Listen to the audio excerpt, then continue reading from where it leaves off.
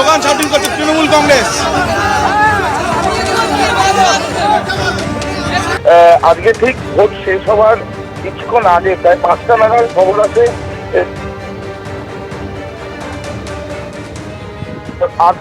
সে তার কারণ সে ভয় বেরোতে পারছে না, অভিযোগ করায় তার নিজের দলের কাছে সে অভিযোগ করে। এরপরে সভাপতি এবং প্রার্থী তারা দুজনেই সেখানে যায়, জেলা সভাপতিকে ঘিরে বিক্ষোভ দেখাতে শুরু করে তৃণমূল কংগ্রেস এবং প্রার্থী বুথের ভেতরে গিয়ে এক প্রকার সেখানে তিনি আটকেই থাকেন। তার কারণ তার বক্তব্য তার যে এজেন্ট সে সেখানে আটকে রয়েছে এবং সে ভয় বেরোতে পারছে না, তাকে নিরাপত্তাও দিতে পারছে না পুলিশ। এবং তারপর তিনিও সেখানে প্রায় 1 ঘন্টার মতন সেখানে আটকে থাকেন। এরপর সেখানে সে বিশাল সেন্ট্রাল ফোর্স এবং অতিরিক্ত পুলিশ বাহিনী সেখানে যায় এবং তারপরে তারা এক প্রকার তাদেরকে ঘিরে রেখে সেই এজেন্ট সহ প্রার্থীকে বার করেন।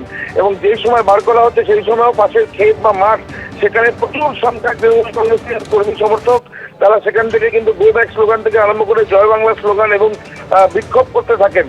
পুলিশকে রীতিমতো বেগ পেতে হয় এই যে জনতা যারা সেখানে উপস্থিত ছিল সেখানে তাদেরকে সরিয়ে দিতে। যখন সেখানে তৃণমূল কংগ্রেসের কর্মী সমর্থকরা উপস্থিত থাকেন তখন বিজেপির কর্মী সমর্থকরাও সেখানে চলে আসে।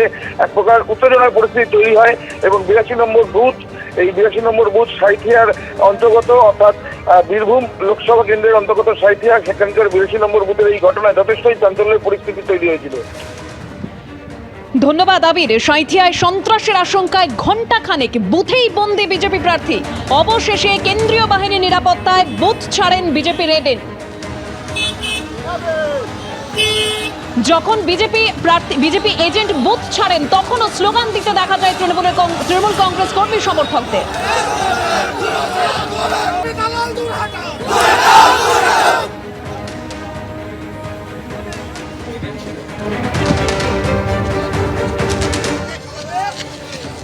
অর্থাৎ আপনারা সাঁইথিয়ায় দেখছেন সন্ত্রাসের আশঙ্কায় 1 ঘন্টা ধরে বুথেই বন্দী রইলেন বিজেপি প্রার্থী। দিনভর তৃণমূলের বিরুদ্ধে হামলা হুমকির অভিযোগ তুলেছে বিজেপি।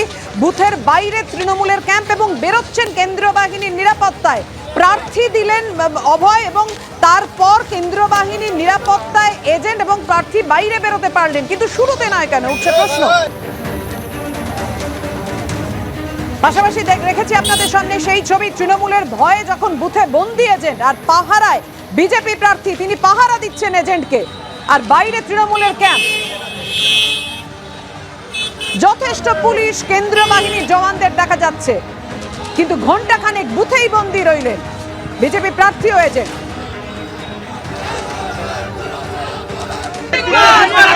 ইতিমধ্যে দেখা যাচ্ছে তৃণমূল কর্মীরা তারা এখানে বিক্ষোভ করছেন এবং অন্যদিকে বিজেপির তরফ থেকেও জমায়েত করা হয়েছে। অভিযোগ হচ্ছে এই বুথে যে বিজেপির এজেন্ট রয়েছে তিনি বেরোতে পারছেন না, বিশাল পুলিশ এখানে এসছে। কিন্তু এই যে পরিস্থিতি তাতে কিন্তু এখনো পর্যন্ত এখানে দীর্ঘক্ষণ ধরে স্লোগান পাল্টা স্লোগান চললো,